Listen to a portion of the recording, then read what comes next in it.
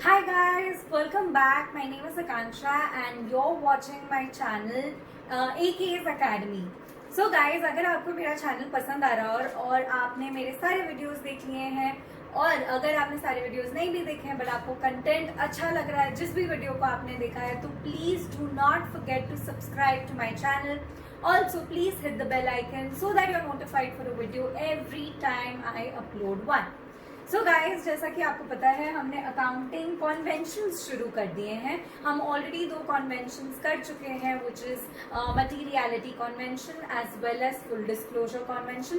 आज हम लोग बात करने वाले हैं कंजर्वेटिज्म एंड कंसिस्टेंसी की. कंजर्वेटिज्म एंड कंसिस्टेंसी मेरे दोनों पर्सनल फेवरेट कॉन्वेंशंस हैं क्योंकि इसमें बहुत मजा आता है करने में और बहुत सारे एग्जाम्पल्स हैं मेरे पास आपको उसके बताने के लिए. So let's begin. देखते हैं what do we mean by conservatism. Conservatism कहता है just record anticipated losses and not anticipated profits.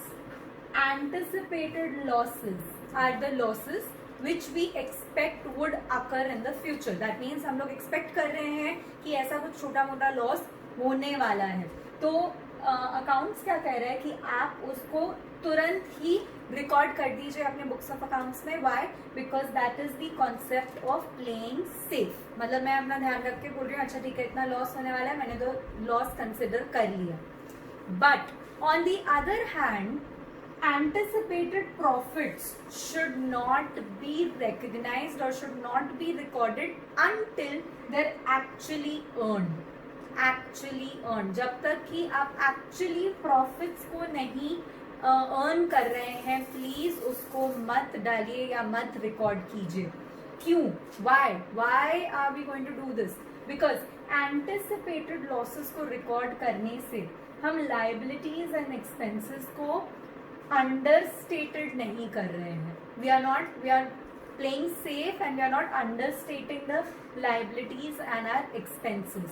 On the other hand, by not recording the anticipated profits we are not overstating the assets and revenues. that means हम assets और revenues को ज्यादा नहीं show कर रहे हैं और liabilities और expenses को कम नहीं शो कर रहे हैं अगर हम ये कॉन्सेप्ट या कन्वेंशन को फॉलो करते हैं. अब इसका एग्जाम्पल देख लेते हैं. एग्जाम्पल 2010 में बिल्डिंग का original cost is 5 lakhs and 2015 में the same building if it is sold it can be sold for 10 lakhs. तो अगर देखा जाए तो मेरी ओरिजिनल कॉस्ट 5 lakhs है तो अकाउंट्स कह रहा है इसको रिकॉर्ड करो. बट अगर मैं उसको बेचूंगी और बेचने जाती हूँ तो मुझे प्रॉफिट मिलेगा 5 लाख का, उसको नहीं रिकॉर्ड करना है. क्यों? Why not?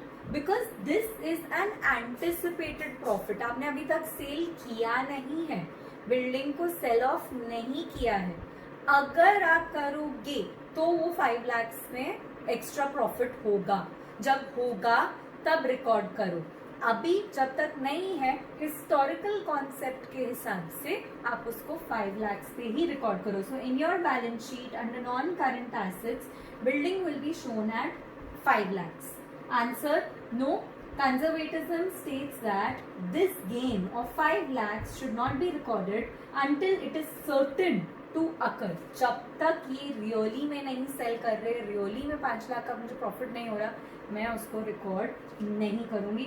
This is done so that the value of the asset, building and a revenue are not overstated. मैं ये इसलिए कर रही हूँ ताकि बिल्डिंग की वैल्यूएशन ओवरस्टेट ना हो जाए 5 लाख से.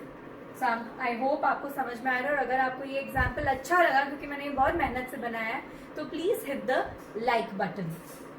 Okay, another example. अप्रैल में द इन्वेंट्री कॉस्टेड मी और the original cost of the inventory is 8 lakhs. जबकि दिसंबर में द सेम इन्वेंट्री का value is suppose to drop down to 3 lakhs. It is suppose to drop down to 3 lakhs. तो conservatism का rule क्या कहता है कि आप ओरिजिनल कॉस्ट 8 lakhs को मत रिकॉर्ड करो. 3 lakhs माइनस करके जो ये 5 लाख का ड्रॉप हुआ है उसको रिकॉर्ड करो. क्यों? क्योंकि it is an anticipated loss.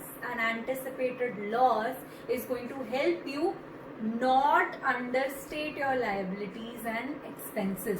तो मैं क्या करूंगी, मेरे बैलेंस शीट में इन्वेंट्री जो 8 लाख का दिख रहा था अब वो 3 लाख का दिखेगा. क्यों? मैंने रॉन्ग लिख दिया, वो 3 लाख का दिखेगा, 5 लाख का रिटर्न डाउन हो जाएगा. क्यों? This is done so that the value of the asset और the inventory is not understated और ओवरस्टेटेड, टू हाई और too low, right.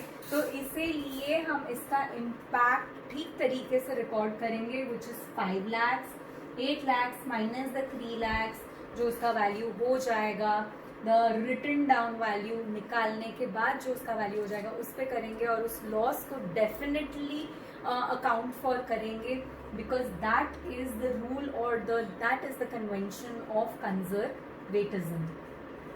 Okay, next हम आते हैं कंसिस्टेंसी पे.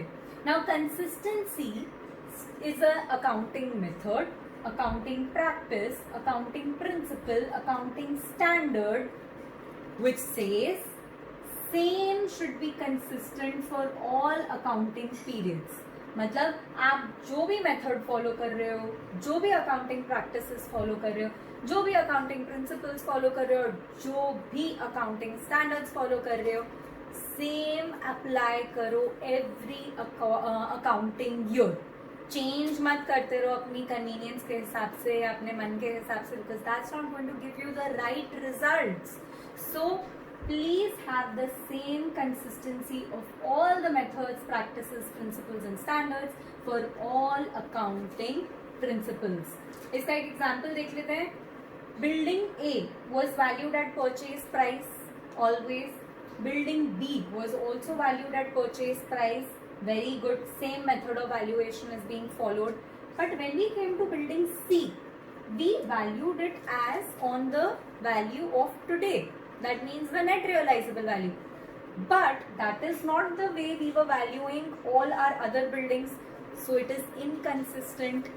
So it is a different method and hence will not be followed.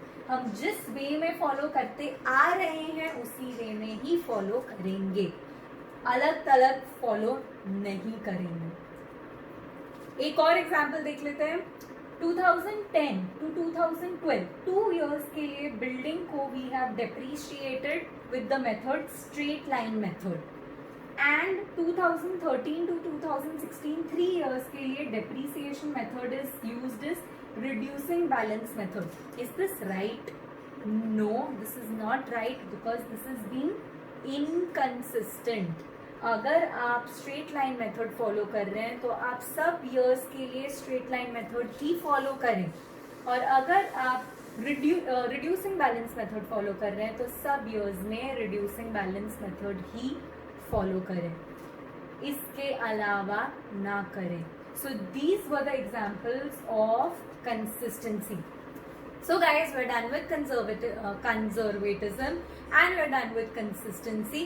If you like this video, please do not forget to like, share and subscribe to my channel. Bell icon दबाना मत भूलिए, तो ही आपको notifications आएंगे सभी videos के. अगर आपको extra material चाहिए या live sessions attend करने हैं मेरे, तो I do that on my Instagram and my Facebook page on AK's Academy_by_Akanksha.